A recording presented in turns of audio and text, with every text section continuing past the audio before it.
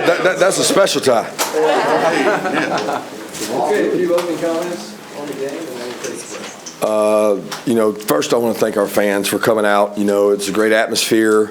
I thought there were some lulls in the game at times and some sleepwalking through it, and that always scares you. And I thought our fans kind of pushed us over the edge for some momentum there in the game. Georgia Tech, Brent, give a lot of credit to their staff. They got a staff that's changed over, and they've worked really hard this year at putting game plans together, and you could tell they had done a lot of work. They did a good job defensively, and they did a good job offensively with their game plan. I got a lot of respect for their staff and their players, the way their players competed in the game. I thought special teams came through today, and it's the first game in quite a while that we made some plays in special teams to kind of give us momentum and get us rolling. So proud of that. But all in all, it's on to the next one. Great regular season for this group. They've done everything that we've asked them to do, and they only get bigger from here.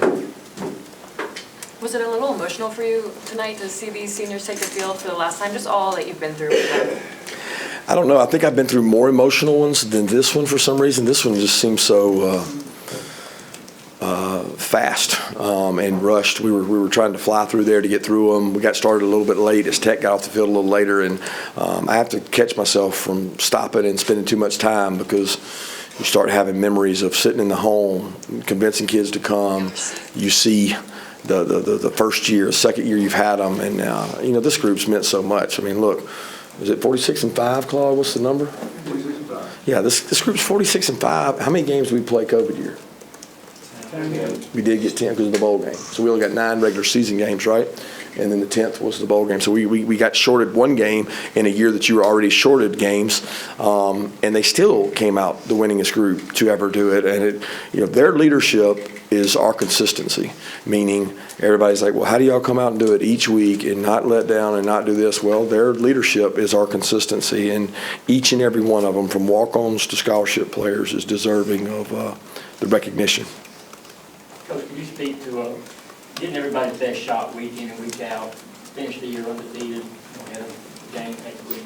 Yeah, I mean, I think everybody gets our best shot week in and week out. It's not like, everybody's like, well, okay, you're the target, you're the hunted. I don't believe in all that. I think that it's about us being the attacker, us being the aggressive. We probably didn't start as fast today as we have in the past, but you're not going to start every game, just guns a-blazing, and we had to respond to some adversity once again, and probably should have had a bigger lead at half, but the way things fell, it just didn't happen, and they actually did a good job shrinking the game as well. The Vince Dooley tie, and could you imagine coaching on the sideline in a tie like that? Well, I was going to, and I chickened out because I didn't want to be a distraction for the seniors, and I didn't want all them saying, well, we don't change uniforms, why did you? So I decided to wear it to the press conference if things went well. But I told Derek, I asked Derek if I could, and Derek and Miss Barbara were both like, oh, we'd be honored to let you have his tie, and this is the tie he wore for so many games. And Derek gave it to me, and I probably don't do the sweater and shirt justice that he does, but out of honor to him, no visor, and he did it right for a long time, and he meant so much to this community that it's just a small token of my appreciation for all the things he's done for University of Georgia in Athens. Kirby, you guys only gave up 1 yard of offense in that third quarter. Just what do you think of the defensive performance, particularly after halftime? Well, we played much better after the half. We made some adjustments. They did a really nice job. I mean, look, I got a lot of respect for Chip Long, Brent Key, Jim Chaney. Those guys know football. They didn't just forget football. And not only do they know football, they know us. That part was good for us to make some adjustments and do some good things and come out and get our offense the ball back. When you have that slow start that you alluded to, I mean, how fine is that line of kind of allowing that to fester or maybe even spin out of hand as opposed to what you guys were able to do in the second half? I think it's sticking to the plan. It's going in not knowing what's going to happen. We talk all the time about we're going to try to outscore our opponents in the fourth quarter and win the fourth quarter every game. So the first thing we go over when we come in next fall is how many fourth quarters did we win? Well, as you guys know, there's some fourth quarters that we're already ahead in. And it's like, does the fourth quarter matter? It matters at Georgia because it doesn't matter who's on the field. We want to try to outscore them in the fourth quarter. And that helps give you confidence that no matter what happens early, you're going to be okay, and you got to keep chopping. And don't hit any panic buttons. Look, they were doing a good job. I mean, the more times we snap it, the more advantage we think we got. Kirby, it seems like Kenny McIntosh has been playing some of his best football over the past few games. Just in your opinion, what's allowed him to be so good, kind of going back to that fumble before? Well, he's been good all year. It's not like been when he clicks the switch, he flips the switch and really starts going and gets rhythm. He's got great vision, great hands. He's a weapon. I hate that he's been through the year, a little banged up. He's been beat up. He's had to miss practices. He's had deep thigh bruise. He had 2 different ones, and so it's like, man, can we lessen his load and lower the burden on him to try to keep him fresh? And that's been hard. Kirby, you say that the game's going to keep getting bigger. How do you feel about your team heading into that kind of stretch? Well, I'm excited to see our team. I think it's much easier to coach on a week like this week than it was a week like last week. There's just it's different. Nothing against Thanksgiving. It's not my favorite vacation. I like to eat, but it's tough because there's a different schedule. There's a lot of variables that you can't control. And you know what? Brent Key can't control them either. So it's not like I'm saying it's an unfair advantage, but you lose a routine as a coach, and it worries you a little bit. And I like the routine that we keep when school's in with our normal schedule. And I'm looking forward to see our guys prepare for LSU, who's got a really good, hot football team. Zion Logan, Marvin Jones, both lead the game. Any updates on them and their status? Not sure. Is there an area of the game you feel like you've seen the most amount of improvement since the beginning of the season? No, I don't know that I've seen. I mean, it's up and down, right? It's all relative to who you play against. So you can say, oh, they've gotten so good at this, and the next week it's not there. It's a model of consistency and making sure you're good in every area you can be in, and there's no area that we can't improve on. I mean, let's be honest. We've got a lot of areas we need to improve on. Can you recall, I think you told us before the night of the national championship game or somewhere before, that you ran into Coach Dooley on the elevator right before that. Can you retell that story? Yeah, I talked about it the other night at his event, but he was, he was, when I got off on the whatever floor it was in Indianapolis, 15th, 16th floor, thing dinged. I was tired. I had my briefcase bag, and I was by myself, headed to my room, and he was sitting right dead in front of the elevator, like sitting there, and it was just, I was like, what? This is strange. Like, why is he sitting here?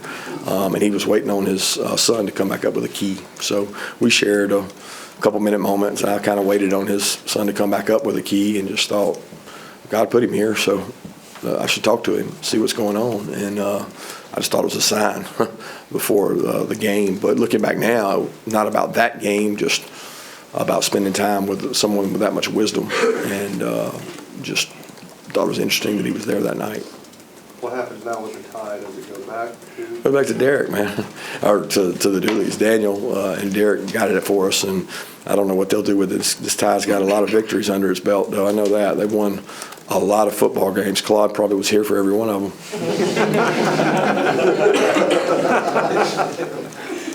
Coach, is there any lesson that you may have taken from Coach Dooley? One specific thing? Just honor and dignity that he represented this place with. I always want to leave it better than you found it, and he did that to a degree that's unmatched. I mean, he came in when this place was really down, and he really put this place on the map and laid a foundation for all of us coaches that have followed him. And he did it with class and dignity, and he always won with that, and he always lost with that, and he always represented the University of Georgia the right way. Just such a kind, knowledgeable man. Kirby, it seemed like after a couple of missed opportunities earlier by Keeley, he kind of settled in as that game went on. Just what did you make of how he was able to kind of bounce back? He made some good plays, and he made some tough plays. He got targeted a lot. I have to go back and watch the PIs. I can't really say, because it was a couple of them over on their sideline, bang plays. I mean, you feel like in our league they're going to let them play, and the PIs, the pass interferences were like their best conversions, But he made some nice plays where he turned back shoulder. He got a ball out over on our sideline, and he continues to work. He understands playing out on that island, guys, is tough. You get targeted a lot out there. Stetson said This was his second senior day today, said he wasn't a big fan of it. What kind of impact has Stetson had on this program in his time here? Incredible impact. He's a leader. He's tough, a competitor. He's just been around, it seems like forever now, and he embodies our team with this competitive toughness, and he's got to keep doing the things he's doing for us to be successful, and we know we got to play better on really all three phases, better than we did today if we want to get where we want to go. Kirby, I know you guys got a lot of film study between now and SEC championship game, but just kind of thoughts on Brian Kelly, what he's been able to do at LSU. Yeah, he's an incredible coach. He was an incredible coach when he was at Notre Dame, and he's an incredible coach at LSU. And I know he came to this league because he wanted an opportunity to play the best, and he wanted opportunities to go to the playoffs and win the SEC championships. And he's at a storied place that's got a lot of tradition and history. Following up on Stetson, a couple of the players also said what you just said. He's the embodiment of what this program is about. What does it do for a team to have a player that is kind of universally regarded as representing all those values? It's great. It's just tremendous. It's not Stetson, guys. This game is not about Stetson today. This game is not about me. This game is about the seniors. Look, that's part of the reason I didn't put this on, because I didn't want the senior thing to be about that. I want the seniors to be appreciated for what they did, and I know he's part of that group. But there's really almost 3 classes within that group of seniors that look, they've been through some tough times, some great times, and it's not easy to play at the University of Georgia and hold the standard that we hold you to every day at practice, and they've towed the line. One of your seniors that wasn't able to play, Nolan Smith, but he still made his impact with the sideline warning. What does that say about his Well, he actually got all of us, so it wasn't just him. I think it looked like it was him, but there was all of us, and you know, as long as he's excited, I think I'd much rather have to coach the excitement out of him than into him. Kirby, how'd you feel about your red zone offense, your goal line offense today? I don't, kind of indifferent. There was times that I thought we did some good things. Sometimes that the execution was there, and a poor decision by 1 or 2 players affected us. But I was pleased with our field goal kicking. How about a guy like Jack Podlesny? What does he mean? Obviously, you called him, I think, Mr. Consistency the other day, but Yeah. Coming in today, he hits 2, 3. Just what does he mean to the program? Well, he's been consistency. He's insurance policy. Like when you play really good defense, your field goal kicker matters. When your field goal kicker doesn't matter is when you don't play good defense, and all of a sudden you're having to score touchdowns every time. And Pod's given us that resiliency and really reliance. We've relied on him heavily in some tough moments. Thinking back to Missouri and Kentucky, and he did some good things today. Kirby, I know you don't pay any attention to college football playoff rankings committee comments and all that, but South Carolina knocks off Clemson today. What does that say about the league in terms of where it's at and maybe how it should compare when those final rankings come out?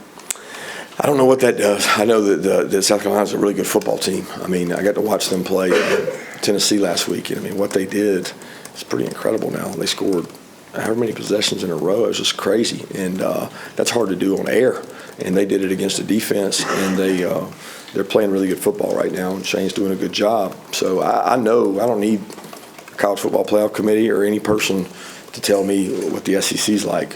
I was born and raised in this, and I know how good it is. I know how physical it is. I know how hard it is to play in this league. Week in and week out, it's tough and physical. Now, everybody always wants a piece, and everybody wants some of the SEC because they talk about it, and they don't play in it year-round. So it's different when it comes bowl season, and it's a one-game matchup. But if anybody wanting an invitation, they can come play in this league. It's tough. Let's take 2 more questions. Coach, you guys seem to be running counter at a really high rate. Is this something that's evolved as the season goes? You guys feel comfortable running it? We think some of our backs run it well, and we think our offensive linemen run it well. It complements some of our play actions. It's a physical identity type run, and a lot of defenses don't like playing it. It creates a lot of contact, and the contact is what we're about. What to say about this program when you have guys like Vlad, Brock, and Stetson, who maybe weren't super highly recruited, but now are doing what they're doing and performing well in the SEC for you? Well, I think it just shows that we evaluate. Look, those 3 guys were all good football players in and of themselves. They don't need verification from a service to say they're good. You know, like they're not looking for that. They're looking for an opportunity to go play with teammates, and they love football. And you wish you had more guys like that, because for them it's not about their stats, their accolades, the wins and losses. It's just about the camaraderie and playing. And that's what I love about all three of them.